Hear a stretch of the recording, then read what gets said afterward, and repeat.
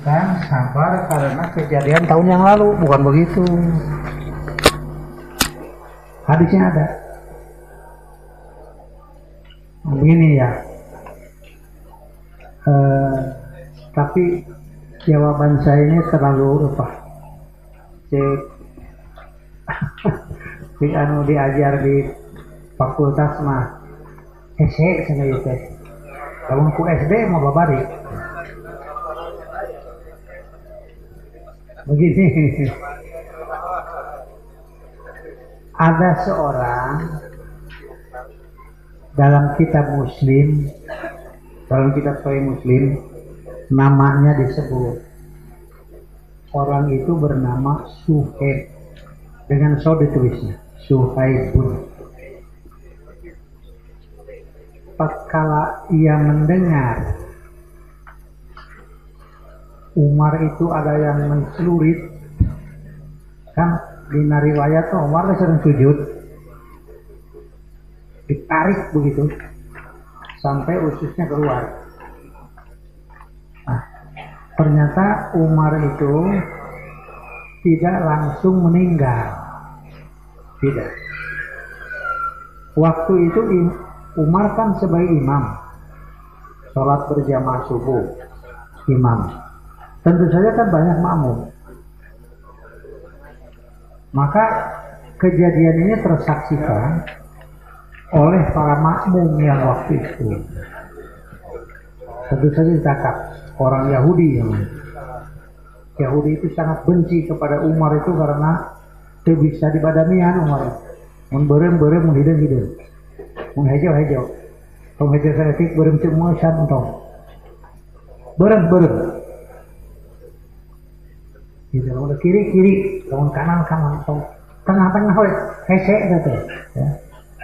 Mudah banget, mudah bujur. Tong banget ongkoh, bujur ongkoh. Nah ini. Ya. Begitu Suhaib mendengar, dia langsung ke Madinah. Waktu itu kan pemerintahan Umar masih di Madinah. Pusat pemerintahannya juga semakin luas ke Mesir, ke Iran, ke mana gitu lah. Nah, jadi orang-orang yang tidak senang Islam itu merasa semakin terdesak secara politis, berat. Samahan ya, zaman Nabi sampai zaman Abu Bakar, kafir itu dibagi zakat, dibagi. Itu ya. Nah, dalam hadis-hadis yang berkaitan dengan bab zakat, di ujung bab-bab kitab Muslim di situ salah paham urang teh. Kalau mendengar kata mu'alaf, di artinya teh orang yang baru masuk Islam, bukan. Mu'alaf itu kafir, tapi sedang dijinakkan supaya tidak merusak Islam. Itu mu'alaf, bukan baru masuk Islam, bukan. Saya tak pengertiannya tetap ya. Tapi kayak niku mu'alafan itu ya. Nah, Suhaib datang ngerangkul, baru Suhaib nangis. Nah, dalam hadis-hadis dikatakan, bagaimana kalau ada seorang lalu ada yang menangisi orang yang sakit, bukan yang meninggal. Ulangi, kayak hese ya. Nangis menangisi orang yang meninggal. Menangisi meninggal. Buka mayit. Boleh tidak menangisi seorang meninggal, lalu ada orang menangisi. Boleh tidak? Tak itu ini hadis nanti. Tapi untuk bab ini dimasukkan satu hadis tentang Suhaib ini.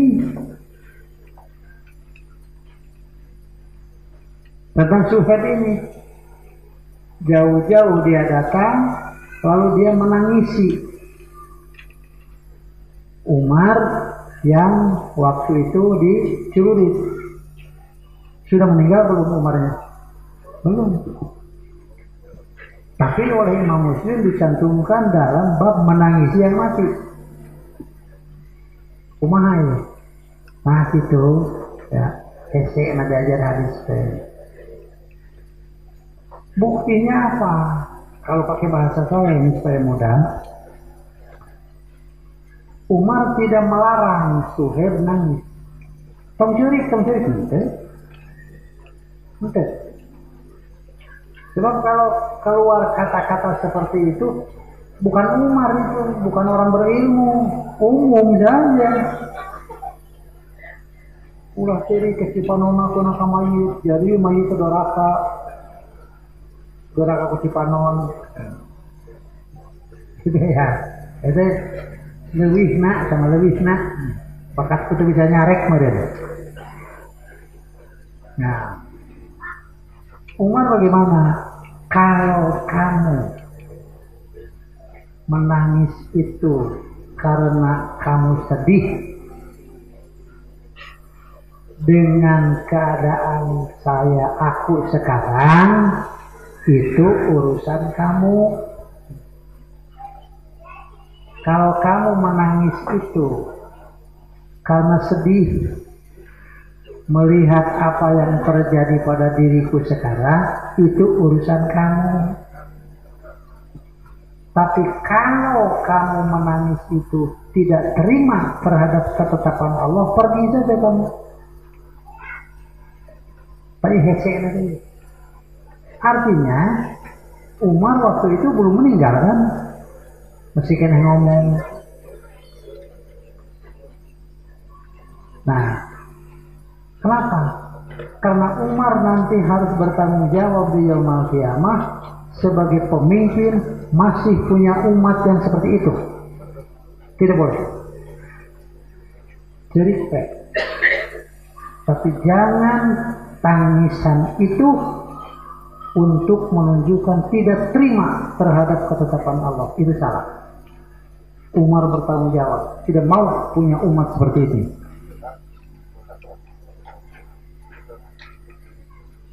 Kedua, tentu saja tindakan Umar ini menunjukkan apa untungnya bagi Umar atas tangisan orang. Untungnya nangis. Yang beruntung itu yang nangis untuk meringankan perasaan itu saja. Kalau Umar masih ada keuntungan apa? Apakah jadi sehat kembali dengan tangisan orang? Ini pikiran. Ngan lamun ngomong kieu kanu keur keuna moal nyeunah ieu teh eta maksud hadis teh. Nah, karena itu Rasulullah mengatakan tatkala seorang yang meninggal di waktu perang, lalu anaknya, keluarganya menangisi.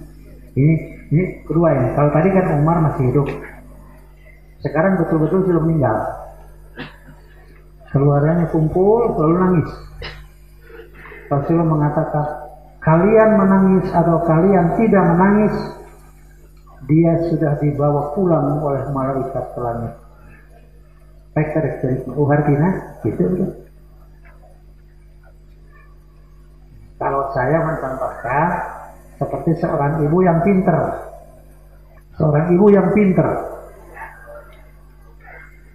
Anaknya jatuh. Anaknya yang kecil lari-lari jatuh. Si ibu mengatakan, so eta tuh mungkin lompatan, gue serabut. Nah, eta pinter si ibu dah. Padahal itu bukan bagi anak kan. Omongan itu hanya bagi si ibu untuk melampiaskan kekesalan. Kalau yang bermanfaat begini, kan baik. Lain kali lamun lompat kudu apik, eta mah keur budak. Nu tadi mah keur manehna eta mah. Anak sudah dimandikan. Aduh, baju bersih, disingitan. Si ibu teh. Ayahnya di kursi ongkang-ongkang tumpang kaki baca koran. Kata si ibu, tuh kak bapak. Artinya setor jasa. Iya anak teh namanya lain kuring.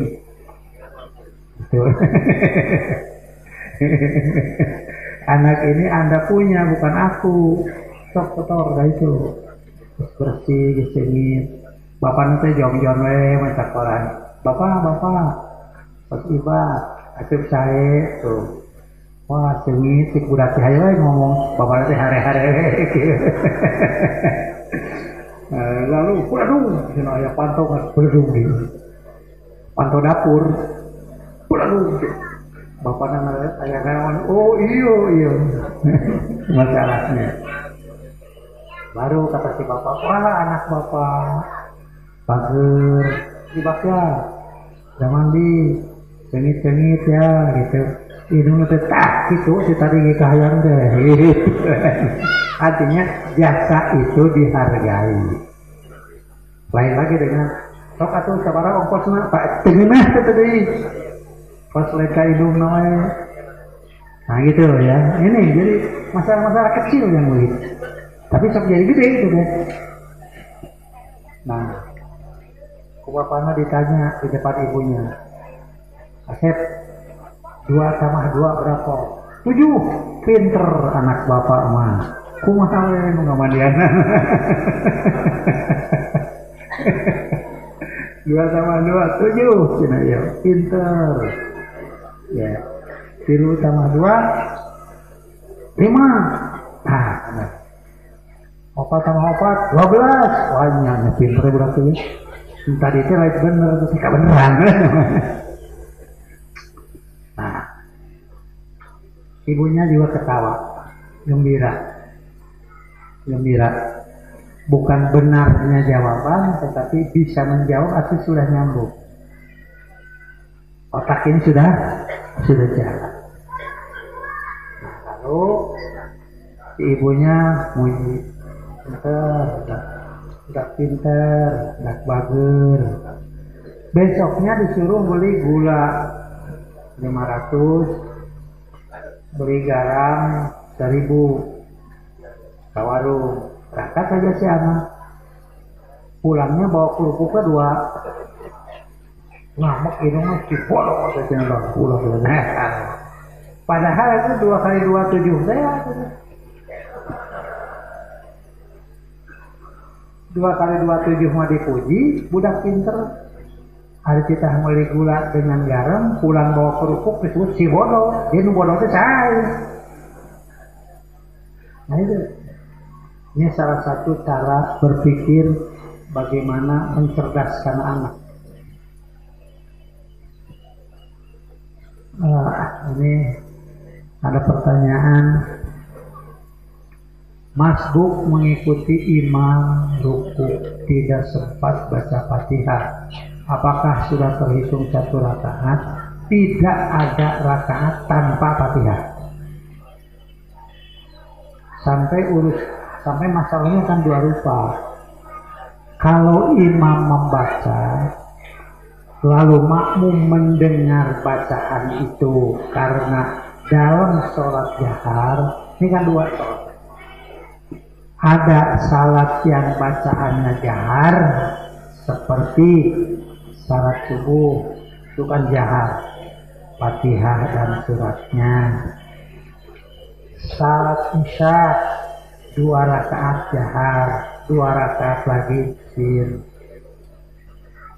Salat maghrib 2 rakaat jahar, 1 rakaat sir.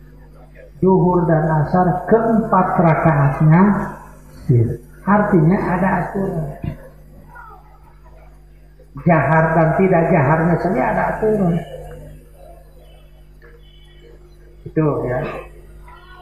Nah, aturannya apa? Khusus bagi makmum, kalau mendengar bacaan imam pada waktu sholat yang bacaannya jahar, maka makmum tidak boleh membaca apapun selain diwajibkan mendengar bacaan itu, apakah Fatihah atau surah. Tapi pada waktu tidak mendengar bacaan imam karena bacaannya sir, maka makmum pun membaca. Baru itu satu rakaat. Nah, pertanyaannya, datang makmum takbiratul ihram, kebetulan imam langsung ruku. Artinya tidak ada Fatihahnya.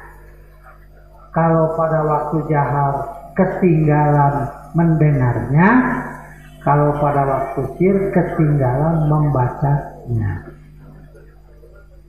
Ahad kemarin ada pertanyaan begini, imam itu kan rusuh teuing, kemarin baca Fatihah. Sedangkan ini dalam sholat sir.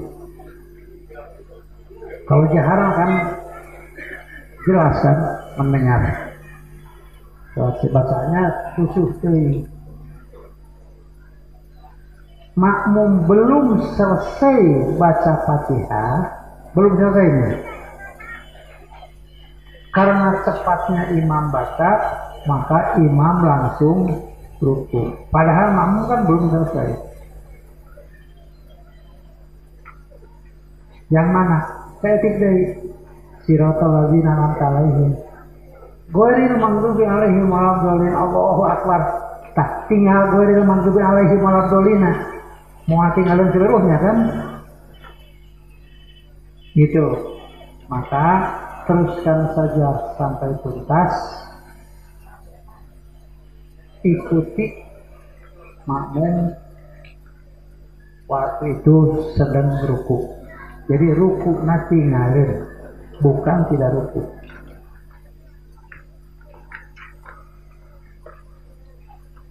Orang laki-laki sholat memakai kaos kaki, apakah sah sholatnya? Nabi juga pakai. Ayah hadis nana bulu marong ya ayah. As-sholat tu al khuffi, apa begitu? Boleh tidak boleh. Dan tentu sapatuna harus bersih dari najis.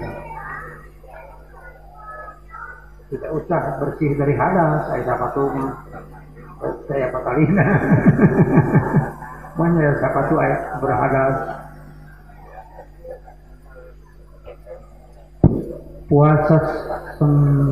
Puasa sunat Senin Kamis.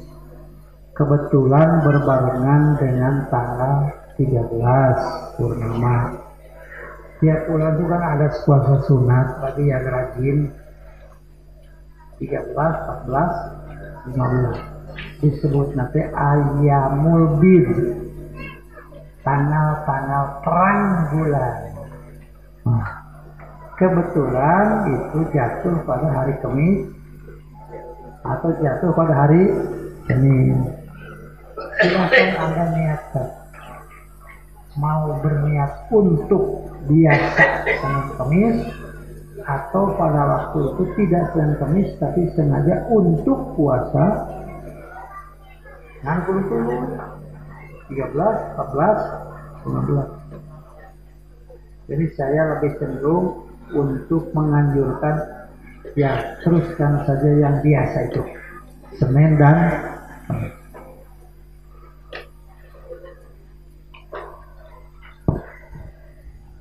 bagaimana itu mendapat pahala ganda? Tidak pasti dan hiji. Puasa nasa poe ganjaran 2 poe.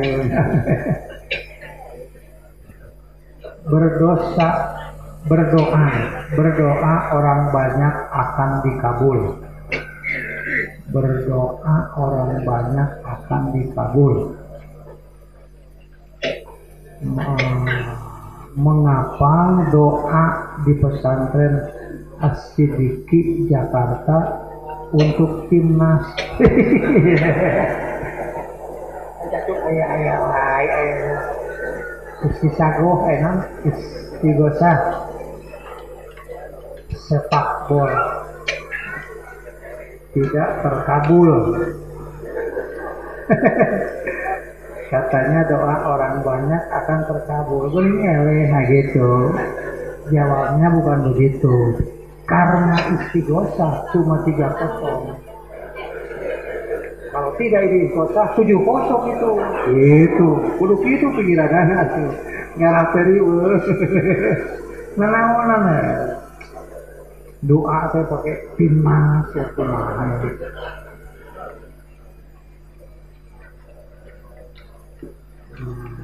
Nah, untuk apakah cuma nilainya sholat berjamaah di musola di rumah dengan di masjid? Begini ya, sholat fardu 2 teteh. Dalilnya banyak, cuma masalahnya 2. Sholat di masjid lebih utama daripada sholat di rumah lebih utama dibanding dengan di masjid, kecuali fardu. Itu dalilnya teh. Bukan sholat di masjid itu lebih utama, bukan begitu hadisnya, bukan. Sholat di rumah lebih utama dibanding dengan di masjid, kecuali sholat fardu. Karena itu mah hadis. Begitu mah. Sholat di masjid itu kan lebih utama, ya sama lain hadis. Pemikiran orang. Hadis sama itu, sholat di rumah lebih utama dibanding dengan di masjid, kecuali fardu. Dipahami sholat di masjid lebih utama, begitu. Kedua, berjamaah lebih utama dari bukan masalah masjid dan bukan masjid.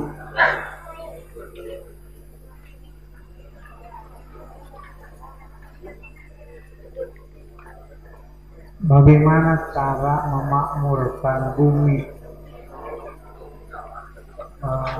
baik di Allah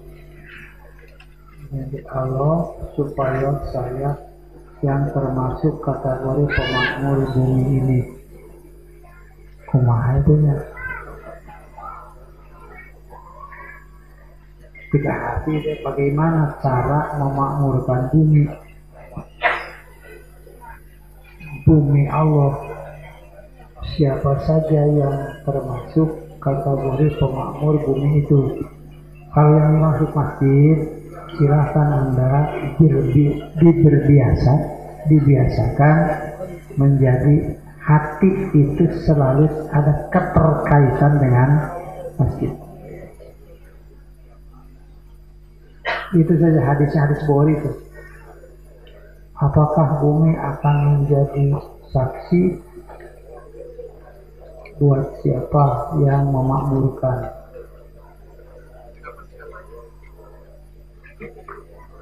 Dan tidak memakmurkan. Ya tentu saja Allah Maha melihat dan Allah Maha tahu, macam itulah. Nuki marga hese ngajawabnya. Jadi kalau masalahnya jawab, rajin jadi kedua.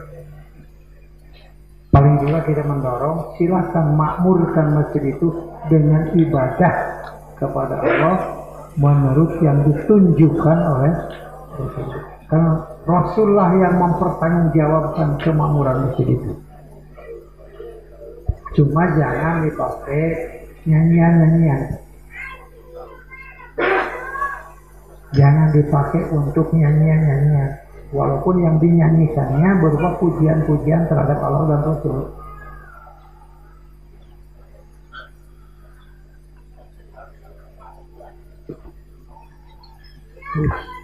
Apakah Dajjal itu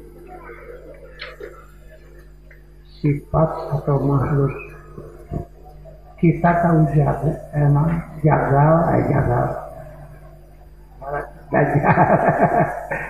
Kita tahu Dajjal itu karena Nabi bersabda, Tidak ada yang kenal Dajjal kalau tidak beriman kepada Rasul.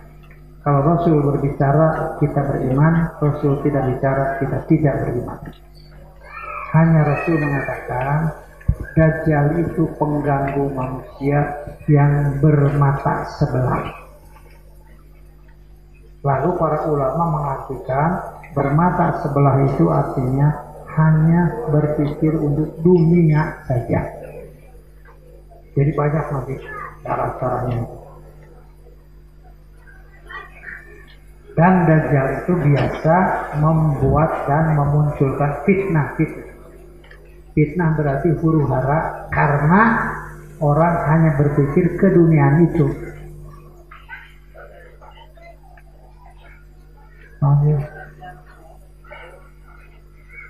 Di hari kiamat.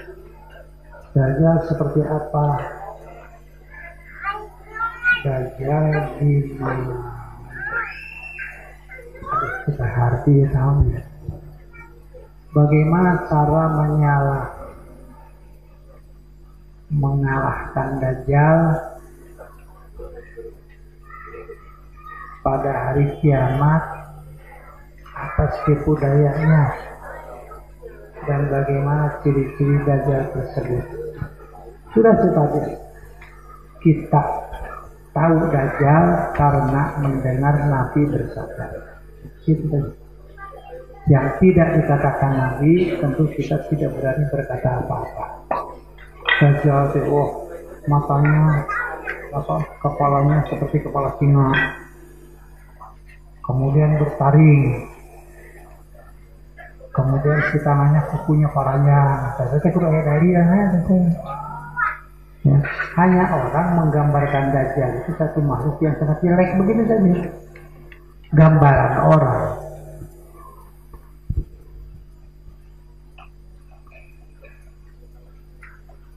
Ayat Az-Zumar 42 ini yang saya janjikan pada ahad yang lalu. Pada ahad yang lalu saya berjanji, insya Allah ahad depan sekarang kita tulis bahwa orang yang tidur itu seperti orang yang mati. Tapi bukan yang mati seperti yang tidur.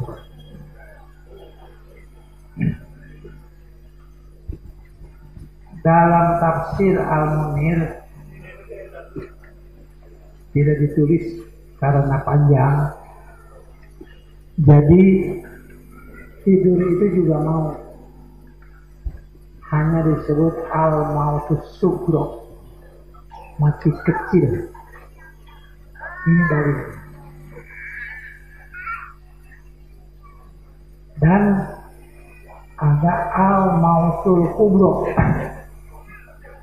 mati betul-betul mati. Allahu yatawaffal anfus, Allah yang memegang jiwa-jiwa hina mautiha, ketika matinya. Sudah sampai situ dulu. Artinya tahayul.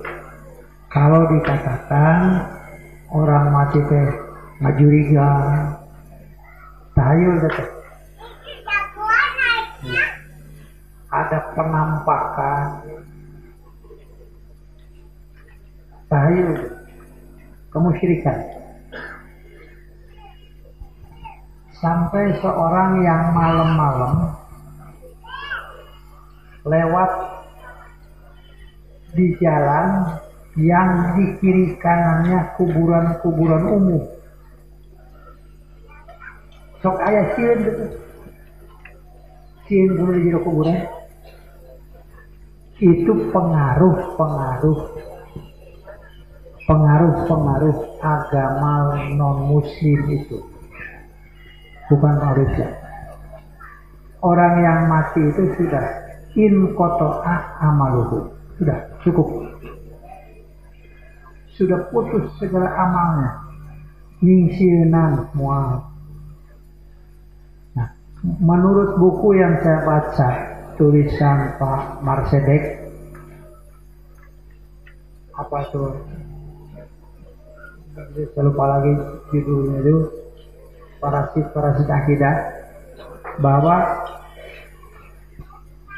orang yang mati itu menurut bukan Islam ini, bukan. Sekali lagi, bukan Islam. Malam itu ada di dalam rumah. Orang mati itu arwahnya ada di dalam rumah. Nanti setelah dikuburkan itu sampai hari ketiga masih di dalam rumah. Ke kamar, ke dapur gitu kurang kurili. Ya. Masih sono ke keluarga. Gitu. Karena itu ada yang diberi obat demikian rupa sampai nanti penguburannya ada seminggu sono. Nah, nanti mulai hari ke-7 itu keluar rumah, tapi tidak keluar dari pekarangan, tidak ada pekarangan. Kurang keliling di pekarangan gitu ya. Tapi bukan yang imahnya ngontrak, bukan.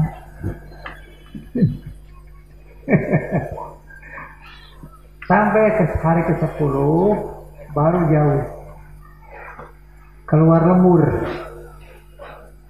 Hari-hari selanjutnya baru dia akan memilih untuk masuk ke, ada yang masuk kepada gajah, ada yang masuk kepada kera, ada yang masuk kepada anjing dan sebagainya.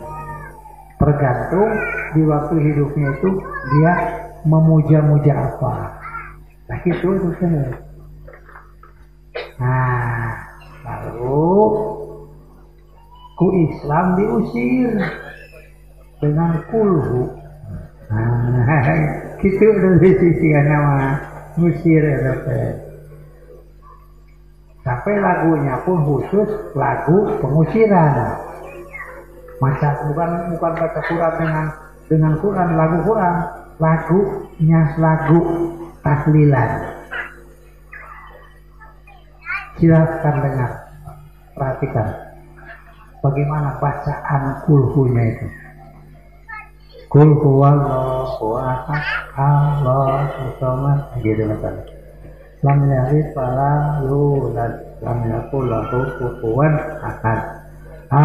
Bismillahirrahmanirrahim. Kul huwallahu ahad. Gitu bolak-balik.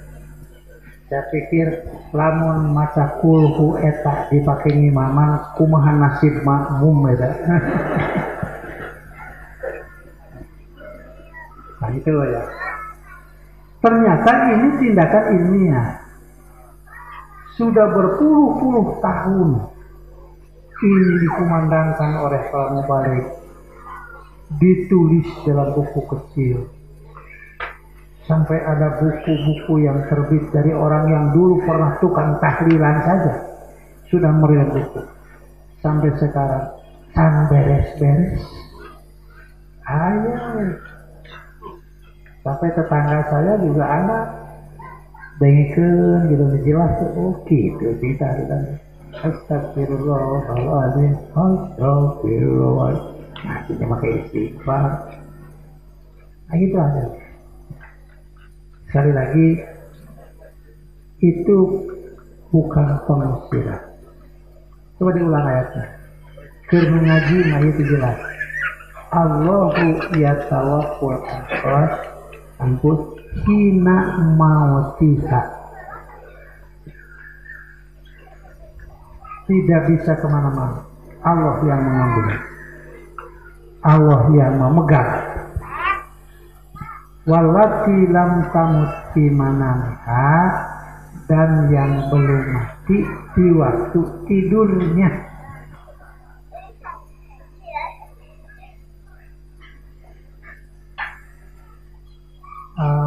Ini tafsir ya. Saya belum memeriksa sejauh mungkin, belum. Jadi begini, Orang yang tidur pules, tidur lelap, itu ruhnya itu suka pergi cek kirinya ya. Nah, lalu berjumpa, ruh sama ruh itu berjumpa. Nah itu sampai bisa berjumpa dengan ruh orang yang sudah mati. Nah ini bukan dalil, tapi penafsiran. Karena itu suka mimpi bertemu dengan si Ano, itu dalil nanti. Suka mimpi, apalagi kalau mimpi kencing, mimpi kencing menyan. Aki-aki mimpi kencing, jadi berubah ya sarua. Saya bolak balik ya. Payung sikul lati kodo alaiha mauta, maka dia Allah menahan jiwa yang telah dia tetapkan kematiannya. Orang ini menahan jiwa yang dia tetapkan kematiannya, dan dia lepaskan jiwa yang lain sampai waktu yang ditentukan. Jadi nusut hidup dengan hudang aja sare hudang sare deh kita lebih kaya rahat, lebih kawat pun ditangkap. Maka di sela-sela bangun itulah amal dilaksanakan. Di waktu tidur bebas. Orang tidur bebas, tidak ada amal. Orang mati bebas, tidak ada amal. Orang tidur bebas dari tugas. Orang mati bebas dari tugas. Kosong. Orang yang sedang tidur kan kosong. Orang mati pun kosong. Si kafir pun kosong. Karena itu beberapa ayat Quran menyatakan kafir itu tak ubahnya seperti orang yang mati. Apanya? Bukan bernapas dan geraknya, tetapi dari segi kosongnya daripada amal. Saya mengajar incu ya, mau beli petasan, saya katakan ulang, jangan. Nanti kamu jadi orang yang mubazir, memubazirkan harta sekecil apapun harus dipertanggungjawabkan. Si anak tidak bertanggung jawab, tapi yang bertanggung jawab adalah orang tuanya. Mengapa harta itu jadi mubazir? Itu ya. Sedekah bukan, infak bukan, zakat bukan, apa ini? Di dalam tafsir Al-Munir itu ada ketentuan bahwa nanti di yaumul qiyamah ada yang tidak jadi dosa, tidak juga jadi pahala. Tapi diminta tanggung jawab, isi umur itu dipakai apa?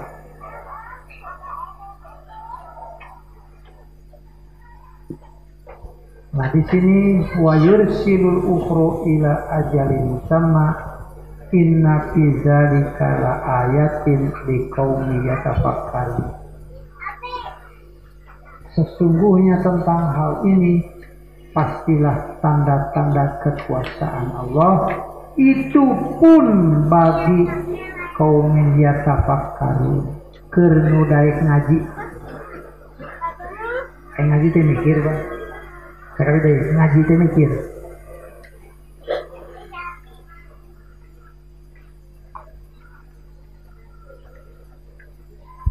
Nah, sekarang hadisnya.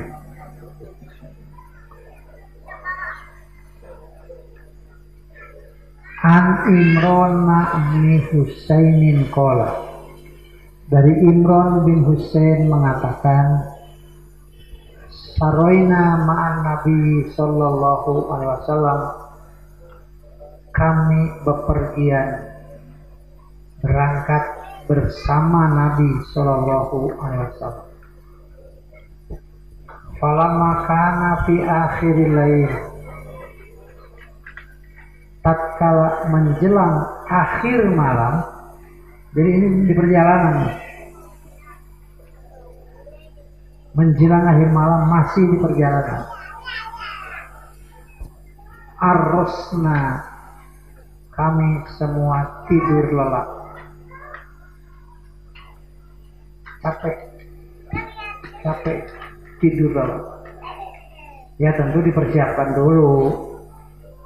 Persiapan apa? Mungkin pasang tenda, mungkin hamparan apa.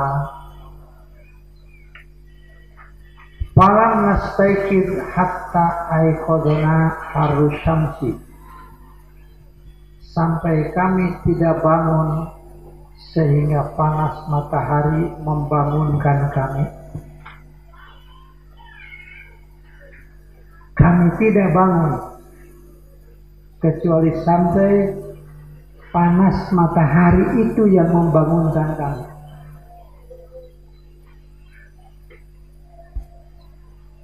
Faja'ala rajulu minna yaqumu dahishan ila tahurihi, maka mulailah seorang dari kami berdiri dan bersegera bersuci. Summa amara Bilalan fa'adzana, kemudian Nabi menyuruh Bilal untuk mengumandangkan azan.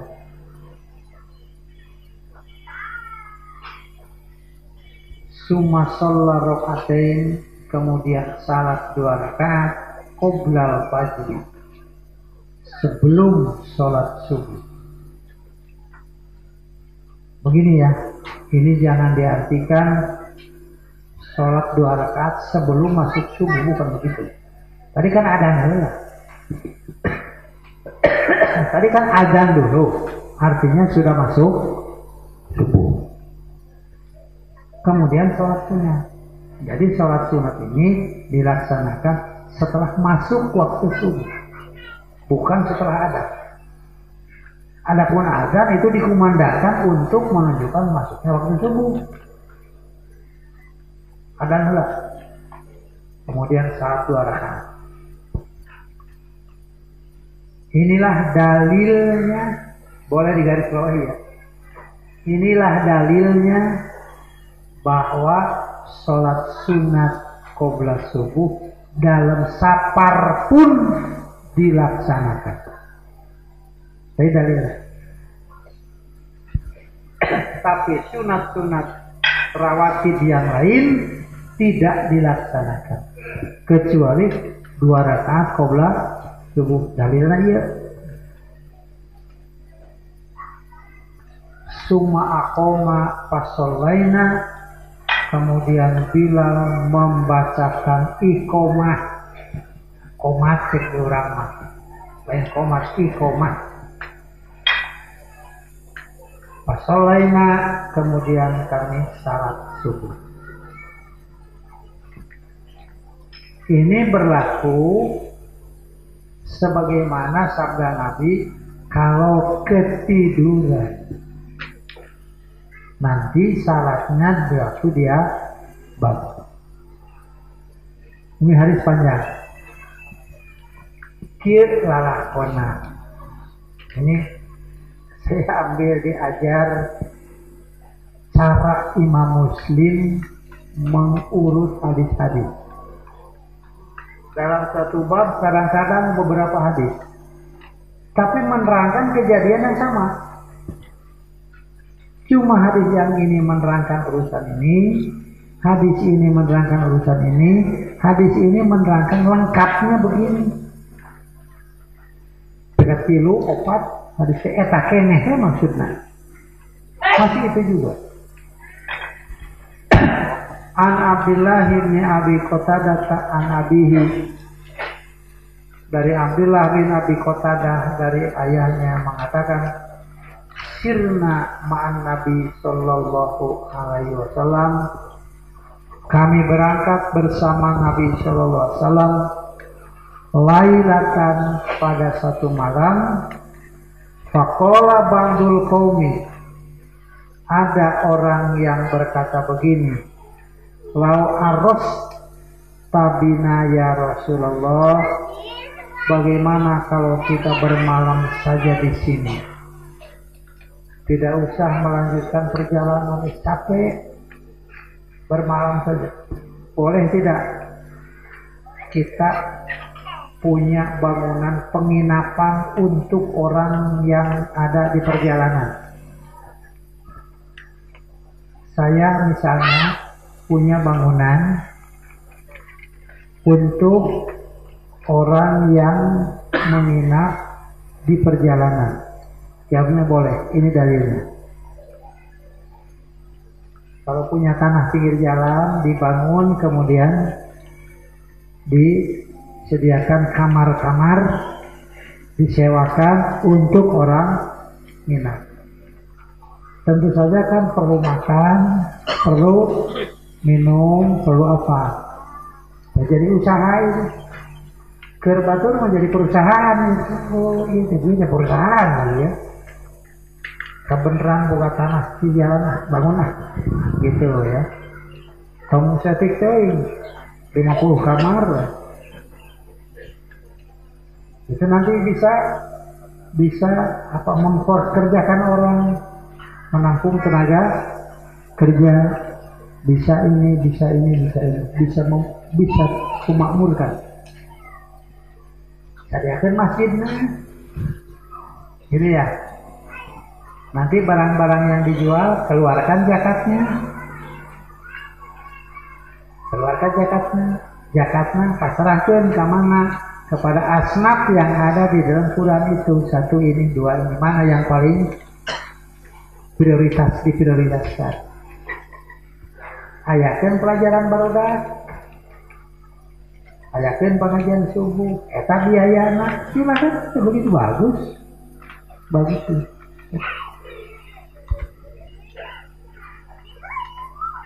Daripada tanah itu nganggur, jadi tanah mati. Iya tak? Lau aros tabina ya Rasulullah, qala akhofu antanamu anis sholat. Aduh, kalau menginap di sini aku khawatir nanti lewat waktu sholat subuh. Kumaha cenah sholat subuh? Artinya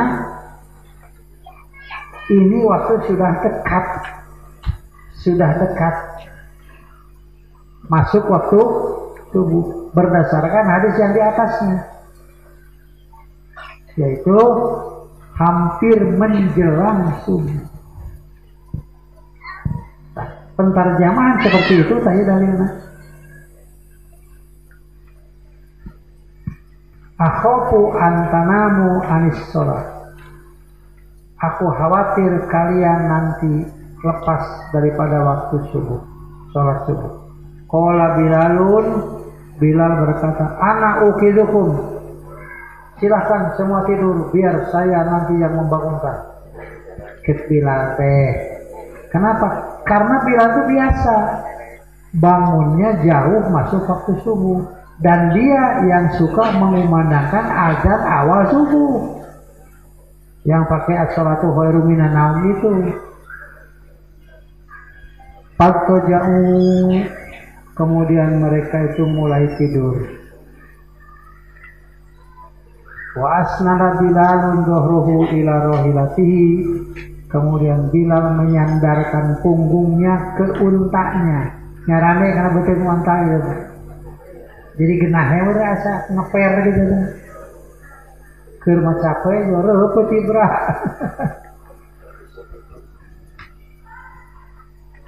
Pagwalabat hu ainahu panama. Tidur Bilal itu. Pas taiqadun Nabi sallallahu alaihi wasallam, Nabi yang paling dulu bangun itu. Lain Bilal, mereka geuing gendea. Wa qad shola'a hajibu syamsi, dan matahari sudah bersinar. Matahari sudah bersinar. Tadi dikatakan sudah terasa ada panasnya. Faqala ya Bilal aina ma qulta. Nabi mengatakan ke Bilal, Bilal, mana janjimu itu? Sana janji rek ngage itu. Kalau kau udang bang panurina. Aina ma qulta ya Bilal? Qala Bilal menjawab, pinter Bilal itu. Ma'ul qiyat alayya naumatun misluha. Qattu, saya tidak pernah tidur senyenyak ini. Aduh, tibrok pisan cenah teh. Qala innallaha, Nabi tidak menyalahkan. Ulangi. Berdosa tidak Bilal? Apakah Bilal melanggar janjinya? Apakah Bilal tidak memenuhi kesanggupannya? Jangan tidak. Tidak ya. Nabi menjawab, innallaha qabada arwahakum hina sya'a wa raddaha alaikum hina sya'a. Diplomatis sekali jawaban Nabi ini. Tenang Bilal, aduh, asa dosa tadi namanya. Tuh, oh yang gimana lah? Begitu Nabi. Lainnya Nabi begitu Nabi. Tapi jadi Nabi ngomong gitu Nabi. Tapi harus ilmu, harus berdasarkan ilmu. Walaupun orang itu memang kenyataan seperti ini. Mana ilmunya? Bilal, sesungguhnya Allah memegang arwah kamu tatkala ia kehendaki dan mengembalikannya kepada kamu tatkala ia kehendaki. Anda tidak bersalah. Saya jawabnya. Indah sekali jawabannya. Ya Bilal, sekarang Bilal, kum fa'azin binas, ada. Kenapa Bilal sudah bangun? Kalau masih tidur maka mungkin Nabi nyuruh adzan kamu kersare. Fa'azin binas bisalah. Fatawaddu'a, Nabi berwudu. Malam martafa'ati syamsu, tatkala matahari sudah agak meninggi, waroyabat, dan cahayanya sudah begitu terang.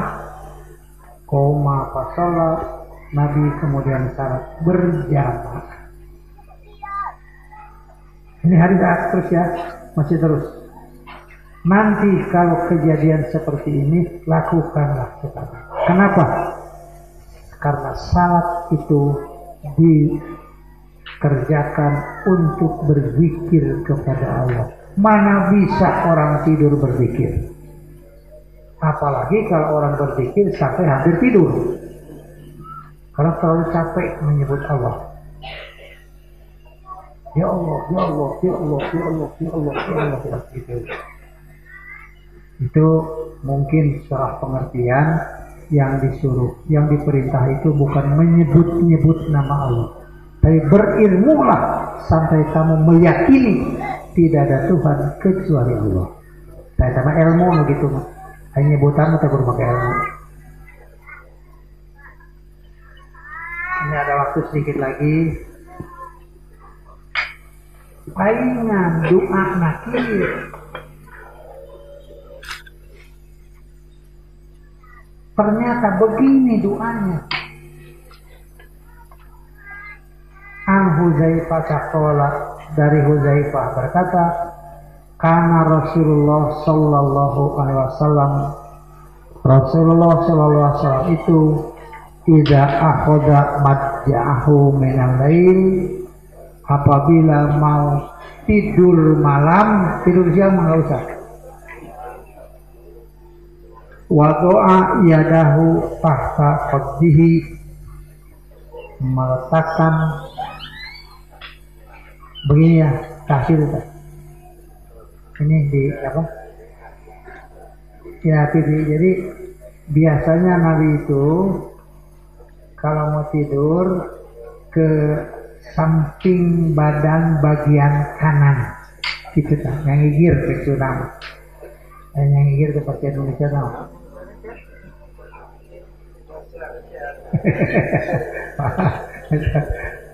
Ada kita bisa masuk kamus baru kita menyangir.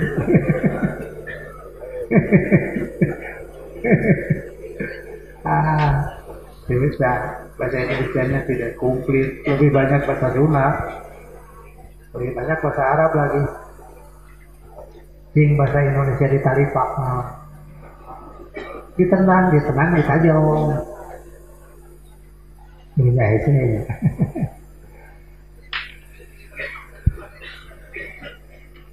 Summa yaqulu, kemudian berkata, coba perhatikan sekali lagi ya. Ini yang terakhir nih. Allahumma bismika amutu wa ahya. Boleh bismika Allahumma ahya wa amut, atau Allahumma bismika amutu wa ahya. Ya Allah, dengan namamu aku mati dan aku hidup. Ini dalam tafsir disebut al-mautus sugro. Wa idza staiqadha qala, dan apabila bangun beliau mengucapkan alhamdulillahilladzi ahyana ba'dama amatana wa ilaihin nusyur. Jadi ini diucapkan di tempat bangun tidur, bukan di masjid kemudian di pengeras suaraan, untuk membangunkan orang tidur. Itu jadi salah. Semangat ibadahnya kita hargai, semangat ibadahnya kita hormati, cuma perlu diluruskan, jangan menjadi bid'ah yang baru.